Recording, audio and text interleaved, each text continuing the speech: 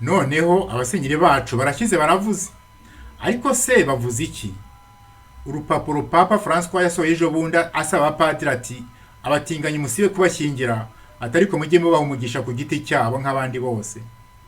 Nuko abasenyeri gatolika mu Rwanda bigana abandi bahagurukira icyarimwe bashishimura inyandiko bavuga ngo barabyamaganye. Noneho baravuze, ariko se bavuze iki? I Kigali no hirya no hino mu gihugu abategetsi barasenyera abaturage nta ngurane, abaturage bararira bakabura gitabara, abasenyeri bacu bagaceceka, bakaruca bakarumira. Imbere y'ingengabitekerezo y'ubwibone bushingiye ku bwoko nka apartheid, abasenyeri bacu bararuciye bararumira. Ubutegetsi buhereza abana b'Abanyarwanda kujya kwica abanyekongo ku kiguzi cy'amabuye y'agaciro ashyirwa bagashaka buhake. Ariko nyamara abana b'Abanyarwanda bahashiriye ku mipaka y'u Rwanda, ibyago birasuma bisatira u Rwanda. Abasenyeri bacu baraceceze, bararuciye bararumira. Abongereza barashaka gusuka mu Rwanda impunzi z'abanyamahanga. Isi yose yamaganye icyo gikorwa giteye isoni, amahanga yarabyamaganye, ariko abasenyeri bacu baricecekeye, bararuciye bararumira. None papa ntavuze ati abatinganyi nabo n'abana b'Imana nimubifuriza imigisha ku giti cyabo. Abasenyeri bacu barahaguruka barandika sinakubwira, noneho babonye umwanzi bashoboye kandi badatinya, none barashaka kwerekana ko batazuyaza mu kurwanya ikibi. Ndibo nari kwicecekera uwasuza aranutsa, bitihise bakagenda bucece batiriwe bavuza impanda. Baratoteza amaboko atanga umugisha, ariko bagaha umugisha amaboko amena amaraso. Ngibi ibera mu Rwanda mu basenyeri b'u Rwagasabo. Birasa nka kuriya Perezida Museveni yashyizeho itegeko rirwanya ubutinganyi. Nuko Abanyafurika benshi b'abapfayongo batamuzi bamukomera mu mashyi bavuga ngo ni umupanafricaniste urinda umuco w'Abanyafurika, nyamara ko ari ukwibya imirari, kugira ngo batamenya ko ari umuja w'agashaka buhake wamennye amaraso menshi y'Abanyafurika. Abanyafurika benshi batamuzi banyurwa amanuma bamukomeye mu mashyi. Igihembo yashakaga yarakibonye.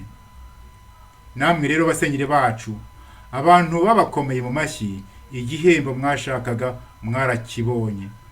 Ariko rero ntimwibagirwe ko mugifitiye ideni Abanyarwanda, ideni ry'ubutabera n'akarengane mu Rwanda, ideni ryo gutabara Abanyarwanda. Sinshaka kuvuga menshi, kwaba ari ukugosorera mu rucaca, murafite musa n'abahanuzi iruhande rwanyu. Ibyo muhunze amaso yanyu mwirazi Nyanza, igihe kizabibereka ku ngufu. Mbahaye umugisha. L'État organise des kidnappings, des enlèvements de ses propres habitants à grande échelle, des tortures, des disparitions, et nos évêques gardent le silence. Les autorités au pouvoir chassent les gens de leurs maisons par force pour s'emparer de leurs propriétés. Devant des expropriations féroces et sauvages, sans indemnisation, nos évêques gardent le silence. Devant une suprématie Tutsi raciste du groupuscule au pouvoir, qui a engendré un apartheid évident, nos évêques gardent le silence. Le Royaume-Uni complote avec le régime de Kagame pour déverser au Rwanda leurs réfugiés indésirables. Le monde entier a décrié ce scandale, qui n'est rien d'autre qu'un trafic légalisé d'êtres humains. Nos évêques ont gardé le silence. Le régime de Kagame a agressé le Congo pour piller ses ressources au profit des impérialistes occidentaux. Pendant plusieurs décennies, les militaires rwandais ont massacré plusieurs millions de Congolais. Nos évêques ont gardé le silence. Dans un élan de patriotisme, les nouvelles autorités congolaises sont déterminées à protéger la souveraineté de leur pays. Maintenant, chaque jour, plusieurs militaires rwandais sont envoyés de force pour aller se battre au Congo, mais peu en sortent vivants. Plusieurs sont massacrés là-bas, et c'est très pathétique. Nos évêques gardent le silence. Cependant, très récemment, le pape François a demandé aux prêtres de bénir aussi les homosexuels en privé. Mais viens voir, nos évêques du Rwanda, avec énergie et véhémence, ont levé les boucliers contre cette opinion du pape. Ils ont écrit à la hâte une lettre de protestation. Ils bénissent les mains du régime Kagame, les mains qui torturent et versent le sang, mais ils se lèvent contre les mains qui bénissent les autres. C'est une escroquerie spirituelle, une hypocrisie, une distraction.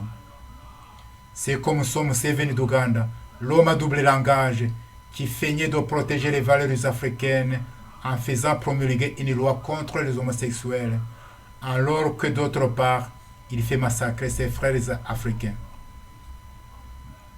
Il voulait aussi, en même temps, se montrer un panafricaniste engagé contre les Occidentaux, alors qu'en réalité, derrière les rideaux, il est plutôt leur fidèle esclave. De toutes les façons, il a eu sa récompense, puisque beaucoup d'Africains qui ne le connaissaient pas ont cru à son jeu. Nos évêques aussi ont eu leur récompense, puisque beaucoup d'Africains ont acclamé leur lettre pastorale. Mais ces évêques ne doivent pas oublier qu'ils ont toujours une dette envers les Rwandais, une dette de la justice et de la vérité. En silence complaisant, vous avez assisté au mensonge assassiner la vérité. À plusieurs reprises, je vous ai même surpris en train d'acclamer son meurtre. Oui, vous avez une dette envers les Rwandais, une dette de justice et de vérité. Je vous bénis.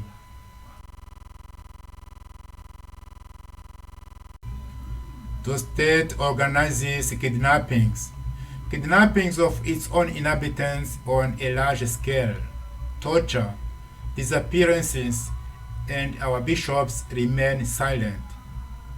The ruling authorities are forcibly removing people from their homes to seize their properties.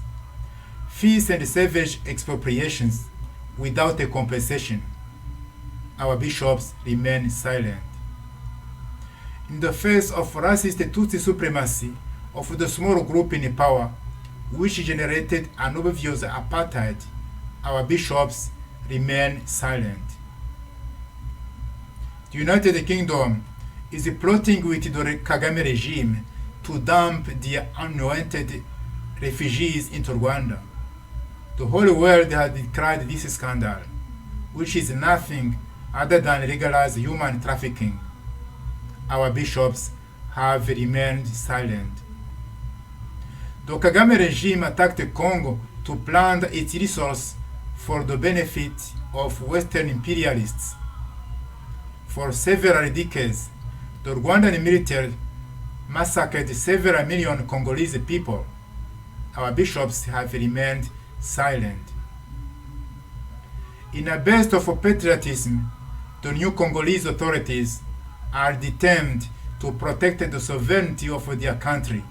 Now, every day several Rwanda soldiers are sent by force to fight in Congo, but few come out alive.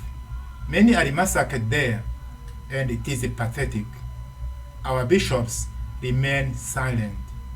However, very recently, Pope Francis asked the priests to also bless homosexuals in private. But come see, our bishops of Rwanda, with energy and vehemence, have raised their shields against this opinion of the Pope. They hastily wrote a letter of protest. They have blessed the hands of the Kagame regime, the hands that torture and shed blood, but they stand up against the hands that bless others. It is a spiritual fraud, a hypocrisy, a distraction. It is like this Museveni of Uganda, the man with a double tongue, who pretended to protect African values by promulgating a law against homosexuals, while on the other hand, he had his African brothers massacred. He also wanted, at the same time, to show himself as a Pan-Africanist committed against the Westerns, while behind the curtains, he is rather their faithful slave. In any case, he had his reward, since many Africans who didn't know him believed in his game. Our bishops also had their reward, since many Africans acclaimed their pastoral letter.